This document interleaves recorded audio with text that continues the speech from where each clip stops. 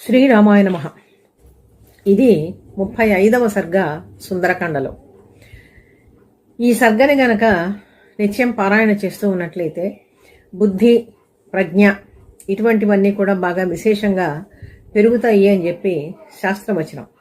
అంతేకాకుండా బుధ మహాదశలో ఉండేటువంటి దోషాలు కూడా నివారించబడతాయి అని చెప్పి పండితులు చెప్తారు.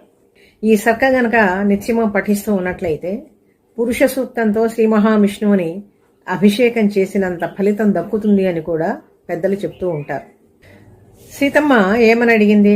హనుమ మాటలకి కొంచెం సంతోషించి, నేను రాముడి దూతగా వచ్చాను, నీవు భయ సందేహాలు వదిలివేయి తల్లి అని చెప్పి హనుమ చెప్తూ ఉండేటువంటి మాటలకి అప్పుడు ఆ తల్లి ప్రశ్నించింది హనుమని, అసలు నీకు రాముడికి ఏ విధంగా సంసర్గం జరిగింది? ఎక్కడ కలుసుకున్నారు మీరు? రామలక్ష్మణుల యొక్క శరీర చిహ్నాలు ఏ విధంగా ఉంటాయి?